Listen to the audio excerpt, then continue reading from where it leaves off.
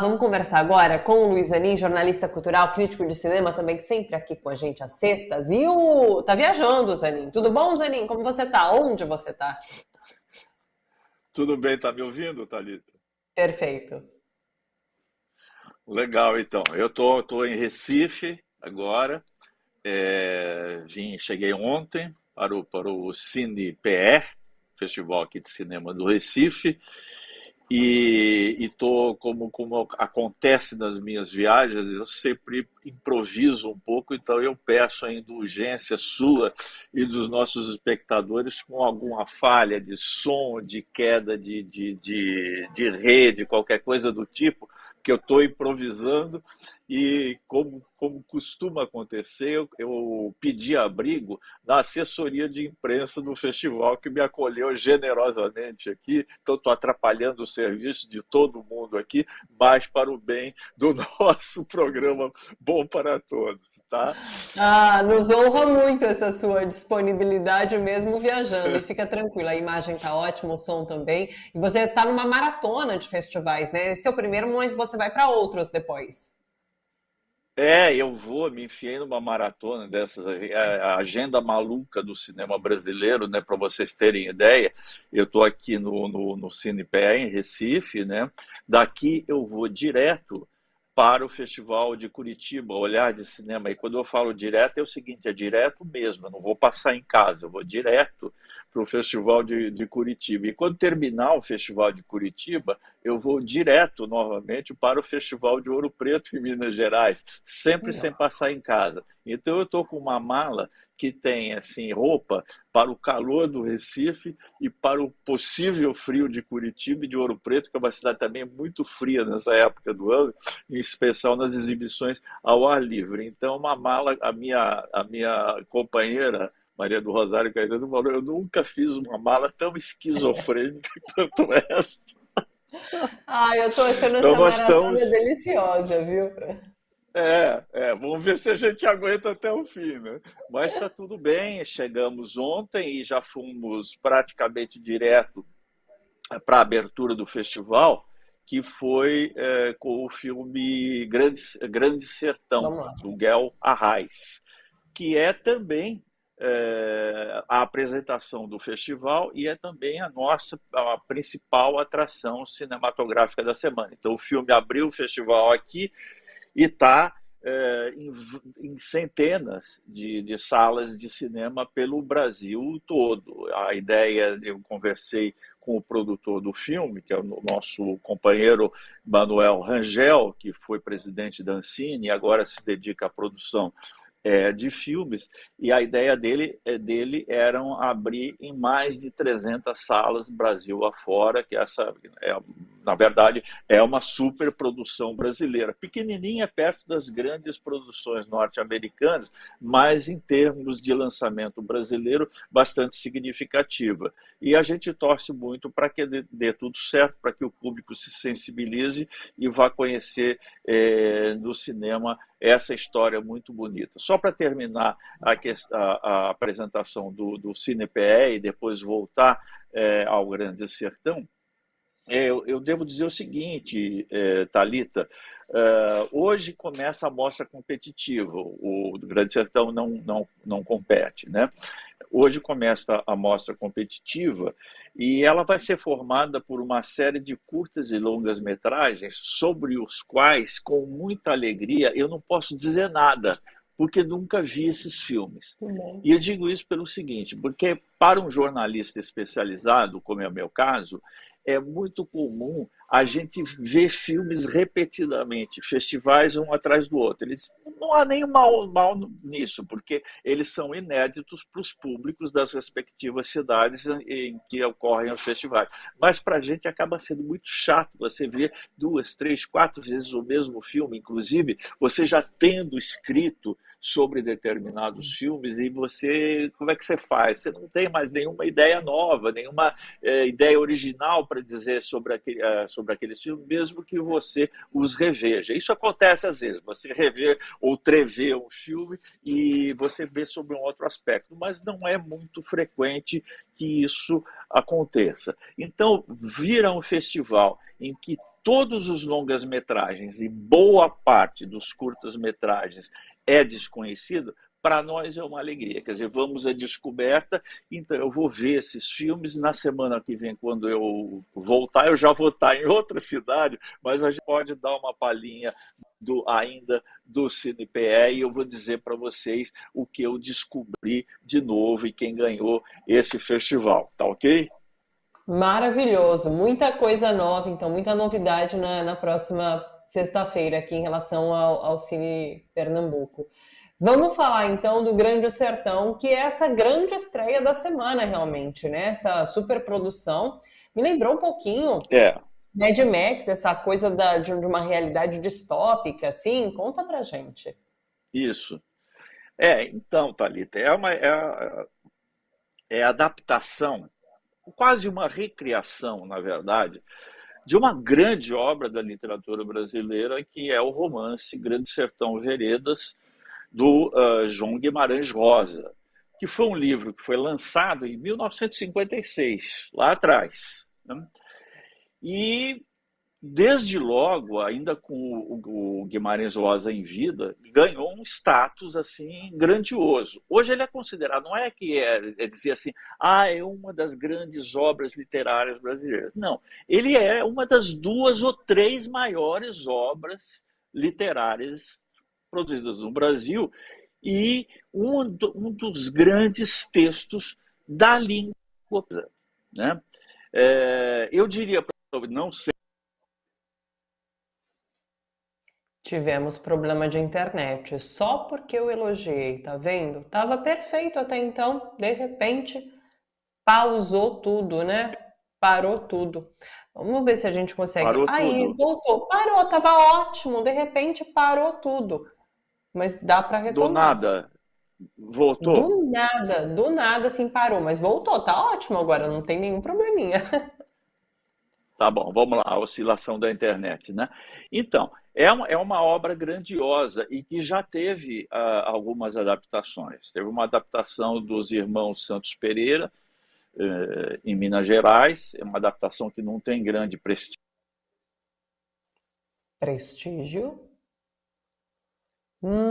Será que vai rolar, hein, pessoal? Talvez não, porque picotou de novo, né? Então, Picotou vamos de novo. tentar, Zaninha, a gente persiste. Você falava sobre essa outra adaptação que não teve grande prestígio. Uhum. E teve uma minissérie nos anos 80, uma minissérie para TV, né? Do Avancini, que foi uma. Ih, galera, alerta vermelho. Ô, Zanin, e pior que assim, parece que volta rápido, né? Mas dá umas travadas legais. O que fazemos? Será que a gente tenta continuar? Vamos tentar? E daí, se cair mais algumas vezes, a gente reconecta com o Zanin? Ou reconectamos agora e tentamos retomar? O Zanin ainda tá comigo ou tá reconectando? Deixa eu ver. Ele está reconectando, então. Vamos ver se fazendo essa reconexão, às vezes a internet melhora. Costuma acontecer, né? E a gente que não manja muito sabe que reinicia que dá certo, né? Reinicia que as coisas funcionam. Então vamos reconectar com o Luiz Zanin para a gente continuar falando sobre Grande Sertão, que é essa grande estreia nos cinemas nessa semana, uma obra baseada no livro, né, de Guimarães Rosa, e uma super produção brasileira. Comentava com ele aqui, traz o que parece ser uma realidade distópica, mas esse Grande Sertão, eu estava lendo ali um pouquinho no resuminho, é uma comunidade periférica, como muitas que a gente tem aqui no nosso país, né, que tem violência, tem bastante violência, e Grande Sertão trata dessa comunidade, e aí Riobaldo e... Como chama o protagonista do filme, do livro? Deixa eu retomar o nome de Adorim, é isso? Cadê aqui? É a Riobaldo e de Adorim, acertei, isso mesmo. Riobaldo de Adorim. Riobaldo, que parece ser um professor, e de Adorim, que é uma pessoa que se envolve ali com os tidos como bandidos. e há um caso de amor entre os dois, enfim, é uma releitura do clássico de Guimarães Rosa. Zanin, tá reconectado? Ele tá mudando o fone, pelo jeito, então ele não deve estar me escutando. Oi, oi, oi, oi. Oi, Zanin, Oi, me oi, tô escuta aqui de agora? volta. Vamos tentar fazer uma tentativa. Agora eu tirei o Wi-Fi e vou tentar do Vamos. 4G. Mas Vamos 4G lá? sempre segura muito bem, viu? Acho que rola. Inclusive a Ah, imagem tá perfeita. Vamos sim, porque eu quero muito te ouvir falando sobre Grande Sertão. Vamos lá. então, vamos lá então. O filme é dirigido pelo Guel Arraes, né, que é um diretor bastante conhecido. Ele tem um sucesso enorme no cinema, que é O Alto da Compadecida. As pessoas devem lembrar. Isso foi um filme de grande sucesso no cinema brasileiro, né? Foi uma minissérie de TV também, né? Não me lembro quantos episódios tinha na TV. Depois foi relançado no cinema e foi um grande sucesso, baseado na obra do Ariano Suassuna, né? Guimarães Rosa. E não, sim, o Alto da Compadecida. Ah, sim, desculpa, isso. É. E o Guel tem uma parceria de longa data com o escritor e cineasta gaúcho Jorge Furtado. E eles fizeram essa adaptação juntos, né, do Guimarães Rosa. E foi proposto esse filme para o Guel, e ele diz, conversando com a gente, ele disse, sim, eu tinha muita vontade, é um livro assim que eu adoro, mas eu queria fazer alguma coisa diferente. Eu não queria repetir apenas fazer uma adaptação igualzinha, transformar aquilo que são palavras em imagens para o cinema, né?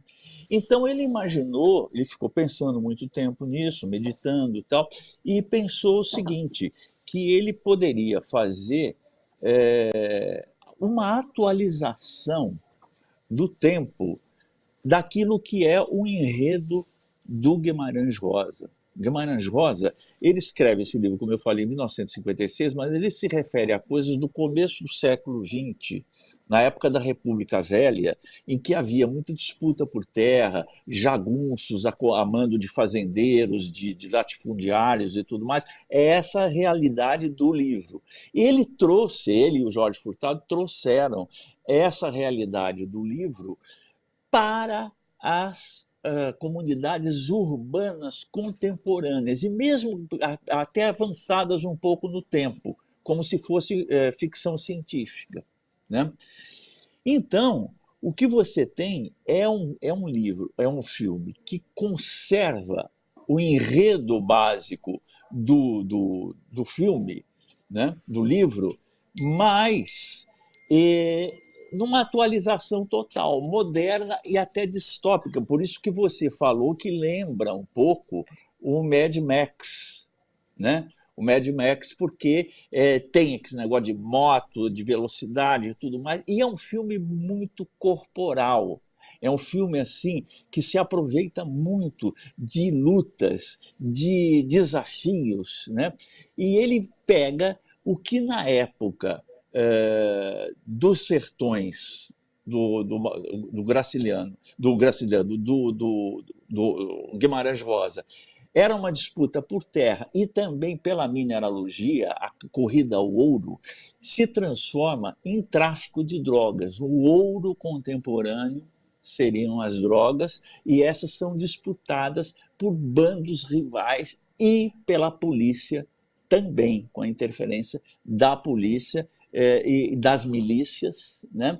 Então toma uma atualidade muito grande, né? Então o filme é muito feliz, eu achei, nessa ideia básica que é passada para ele, de atualizar essa ação. E conta com um elenco maravilhoso, né? O Caio Blatt faz o Riobaldo, que é o personagem principal do livro. Para quem já leu o livro sabe que ele é o narrador, ele vai contando a história para um interlocutor. O livro é inteiramente a narração do Riobaldo. E ele conta da vida dele, da presença dele em bandos de jagunços e agora em milícias, né? E da atração e da fascinação que ele tem por um personagem chamado Diadorim, que é o personagem mais misterioso do livro e das obras que adaptaram esse livro e, portanto, desse filme também. Embora seja muito manjada essa história do Diadorim, hoje em dia, eu vou respeitar um velho desejo do Guimarães Rosa. Thalita, quando eu li esse livro pela primeira vez, há muitos anos atrás, eu não sabia nada da história, li o livro assim em estado de pureza. E eu fiquei chocado, assim, fiquei de quatro com o final desse livro. E tinha, no final da edição, daquela velha edição que eu tinha lido, tinha um recado do Guimarães Rosa. Ele pedia encarecidamente para os leitores que não revelassem o desfecho do livro para as outras pessoas, para não estragar o prazer delas, da surpresa da descoberta, da descoberta do Grande Sertão Veredas. Então eu sempre tentei respeitar esse desejo do velho Rosa, que se ele usasse a linguagem de hoje em dia, ele diria, por favor, não deem spoiler do meu livro. Muito bom. Então é isso, é muito curioso o filme, é muito envolvente, ele é um filme de aventuras, na verdade, né? Ele é muito violento, mas não é uma violência gratuita. E ele, assim, ele não é realista, não é aquela violência realista, ele é quase que uma ópera, né? Ele é cheio de paroxismo, cheio de exageros, mas exageros esteticamente justificados. É um filme muito bonito, é fotografado por um cara que eu conheço de vários outros filmes, que é o Gustavo Rábida, que é um grande fotógrafo do cinema brasileiro, e ele faz assim cenas maravilhosas. É uma verdadeira pintura para você ver assim na tela de um bom cinema, numa tela grande. É um filme cheio de som e fúria e significando muita coisa. Significando muita coisa. A gente realmente termina o filme assim, em estado de graça, pelo menos eu terminei assim. Eu sei que o filme é polêmico, alguns colegas não gostaram tanto, outros detestaram, alguns que são muito puristas acham que o filme tomou muita liberdade com a obra do Guimarães Rosa. Eu entendo diferente, eu acho que os clássicos estão aí para serem reinterpretados à luz da contemporaneidade. Eles são clássicos por causa disso, eles não se esgotam, como a obra de Shakespeare, por exemplo, que está sendo encenada há 5 séculos e ela sempre apresenta novidades, e ela é reencenada levando em conta a realidade atual do nosso tempo, né? E eu acho que com Guimarães Rosa acontece a mesma coisa. E eu acho que tem um subproduto também, para finalizar, que eu gostaria muito que fosse o seguinte, que para quem gostar desse filme, ter a curiosidade de ir à obra original e ler essa magnífica obra da literatura brasileira, assim, que é imperdível, assim, prazer, para quem gosta de ler, assim, é um prazer, assim, inenarrável. Então, fica a dica desse filme aí, vão assistir, vocês vão se divertir, provavelmente vão se emocionar muito e vão ficar curiosos para conhecer o livro, de onde saiu uma história tão doidaça, tão criativa como essa, e que diz tanto a nosso respeito, nós, da nossa época de perplexidade, essa que o Fernando Brito estava falando há pouco, aí eu estava acompanhando o programa, né? É uma época de vida que nos deixa assim, completamente, às vezes, despreparados para interpretar, a gente não sabe o que fazer, qual é a saída para tanto absurdo que a gente vê no noticiário do dia a dia, no nosso país, em outros países, na Europa, nos Estados Unidos, e a gente sente que a gente não tem, assim, vamos dizer, as ferramentas básicas para decodificar o mistério dessa época em que vivemos, os desafios que essa época nos apresenta. Eu acho que a arte pode dar uma contribuição, não para resolver esses problemas, mas pelo menos nos dar algumas luzes para a gente tentar entender e sentir de uma forma mais aguda o nosso mundo contemporâneo, o nosso desafiador mundo contemporâneo. É isso, tá nos cinemas, vamos prestigiar, inclusive o cinema brasileiro, Grande Sertão. Que bacana, que bom. Temos mais uma estreia nos cinemas hoje, que é um francês. A gente tem A Musa de Bonnard. É, Conta pra é. gente. É um filme bem mais assim modesto que o Grande Sertão, né? Que o Grande Sertão é um filme de uma ambição desmedida, assim, né? De ser universal e tudo mais. Mas esse filme francês eu achei simpático, principalmente porque ele fala da vida de um pintor admirável, que é o Pierre Bonnard, e principalmente do relacionamento dele com a Marthe, que foi a sua mulher durante um largo período da sua vida, e que eles se conheceram ela posando para ele como modelo.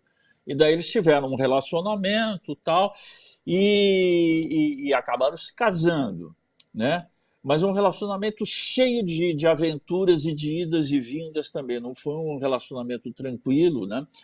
Foi um relacionamento bastante tumultuado numa época bastante libertária da França, né? Em especial no meio artístico do qual o Pierre Bonnard fazia parte, né? Eu achei legal a recriação proposta pelo diretor, que é um cineasta chamado Martin Provost, né? E eu gosto muito do cara que interpreta o Pierre Bonnard, que é o Vincent Macaigne. Quem conhece aquela série que eu já falei várias vezes aqui, 10%, que é sobre o relacionamento entre agentes de cinema e os artistas, vai reconhecer logo o Vincent Macaigne. Ele faz um papel muito engraçado como um desses caras de agente de atores e de atrizes, né? E que se mete em mil confusões com as celebridades do cinema francês. Ele é um ator assim bastante em ascensão. Ele ficou conhecido por essa série, mas ele acaba agora sendo contratado para papéis cada vez mais desafiadores. E esse papel do pintor é um papel bastante desafiador. E quem faz a Marthe é uma atriz que eu gosto muito também, que chama-se Cécile de France, que é uma atriz que já esteve também em filmes notáveis, né? É uma atriz bastante conceituada dentro do cinema francês, e eles fazem essa história, né? Que é uma história de um período artístico, né? Que é o período do impressionismo e do pós-impressionismo francês, né? Que produziu obras magníficas, né? Ele, por exemplo, ele é amigo do Claude Monet, que é famosérrimo também, pintor, e tem aproximações artísticas bastante semelhantes, né? O Pierre, o Claude Monet era um pintor assim da natureza. Ele tem um museu na França que tem umas obras dele assim, murais, em que ele pinta assim o jardim dele. São pintores de jardim, né? E o Bonnard era conhecido como o pintor da felicidade, o pintor da alegria, né? O pintor das coisas belas, desse contato com a natureza mesmo e da beleza. Tem uma sequência interessante no filme que o casal vai para Roma e vai visitar umas obras do pintor Caravaggio, italiano, que era um pintor super atormentado, né? Tem obras em igreja, assim, um pintor que trabalhava com luz e com sombra, assim, é um pintor magnífico, né? E o Bonnard, interpretado pelo nosso Vincent Macaigne, fala: puxa vida, que inveja, que pintor magnífico, né? E alguém diz para ele, a mulher dele diz para ele, fala assim: mas para você fazer uma obra desse quilate aí, você precisa sofrer muito. E você não sofre, você é uma pessoa feliz. Então o filme tem essas tiradas legais e é uma história de amor bastante interessante. É um filme legal que você se sente bem e você se informa sobre um pintor do qual a gente Sim. conhece pouco. aqui no Brasil. Sim. Realmente não é um dos pintores, não é assim Picasso, Rembrandt, são pintores que cuja obra é mais difundida entre nós. O Bonnat é um pintor que, embora seja bastante esteja no panteão dos grandes pintores do período dele, não é tão conhecido assim. Aí uma oportunidade de conhecer esse pintor, ver um pouco das obras dele no filme, uma bela interpretação desse casal aí, e se divertir um pouco. É um filme legal, tem um lado melancólico, mas ele é muito prazeroso também Sim. de ser visto. Perfeito, tá aí também dica no cinema. Vamos fechar com uma dica de streaming, Zaninha? A gente vai até as 4h05, ganhei 5 minutinhos aqui da programação. Vamos trazer Você alguma? Você que ganhou? escolhe. Eu vou escolher essa que eu estou vendo ainda. Eu estou vendo ainda, não vi todos, mas eu já me animei com o que eu vi. Eu estou agora nessa maratona, vocês vão me desculpar, mas eu não vou ter tempo de ver muito streaming, É não. Hein? verdade. Mas eu ainda tenho uma reservinha aqui. E esse aqui eu vi 2 dias antes de viajar, eu comecei a ver e senti, porque agora eu vou ter que ficar sem ver, mas eu já vou dar a dica para vocês, que uma série chamada Foyt, segunda temporada, que chama-se Capote e os Cisnes. Ele teve, Foyt é uma palavra que quer dizer o seguinte, rixa, treta, né? Briga. Né? A primeira temporada dele, vale a pena ser vista também, embora ela já tenha sido lançada há acho que uns 2 anos, mais ou menos, que era da rivalidade entre duas atrizes americanas, a Bette Davis e a Joan Crawford. Né? É muito divertido. Né? E essa aqui, ela tem um lado divertido, mas tem um lado também meio melancólico, que eu não sei exatamente como vai terminar, porque eu não vi a série ainda inteira. Eu vi, acho que 3 ou 4 episódios. Chama-se Capote e o Cisne. O que quer dizer Capote? Capote é o nome do escritor americano Truman Capote, né, que escreveu um clássico do jornalismo literário chamado A Sangue Frio. Não perca a oportunidade de ler esse livro também. É um livro assim, para quem quiser, se tem alguém entre os nossos espectadores, um jovem quer se tornar jornalista, leia esse livro. É uma dica assim, para ler, para ver como é que se faz uma grande reportagem jornalística, né? E como se escreve assim maravilhosamente bem. E esse cara, esse Truman Capote, apesar desse livro que o celebrizou ser um livro, vamos dizer, de natureza policial, ele vai examinar um crime de morte, né? Virou filme, inclusive, esse livro. Né? Ele é um cara que é um dandy, é um granfino, ele é metido a granfino, ele gosta assim da alta sociedade. Né? E ele é cheio de afetações. Né?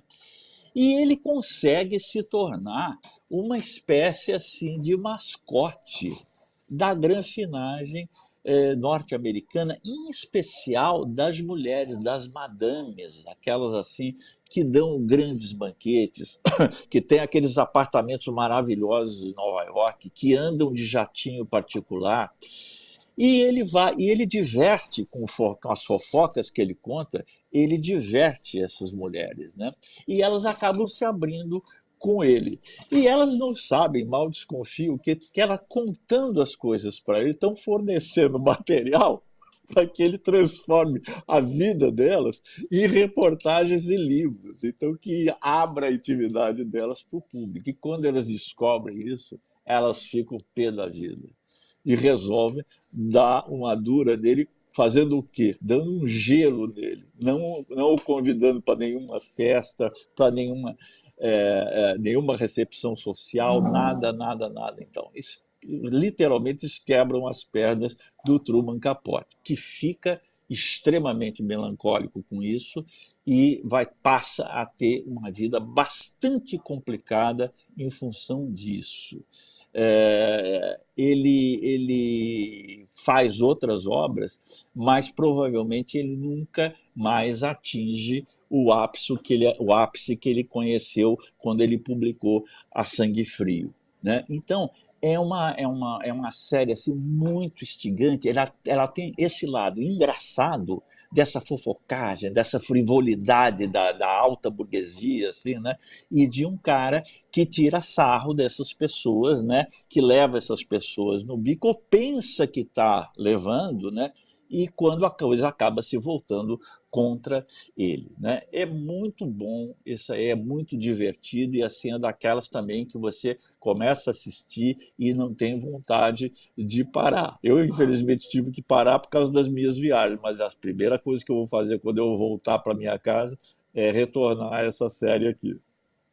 Pô, sabe que seria a primeira vez que você comenta alguma coisa que eu já comecei a assistir antes. Eu tinha começado a assistir realmente, mas eu assisti 15 minutos, até me interromperem e eu não consegui continuar, mas estou na mesma que você. Quero continuar logo, porque realmente é muito instigante e a vida do Truman Capote é muito interessante. Então, assim, quero voltar a assistir logo, porque parece ser muito bacana. Tá aí para vocês a dica, então. Essa é a segunda temporada de Freud, agora sobre com a história de Truman Capote. Zanin, bom festival para você. Até sexta-feira. Um beijo grande. Até. Beijo, até a próxima.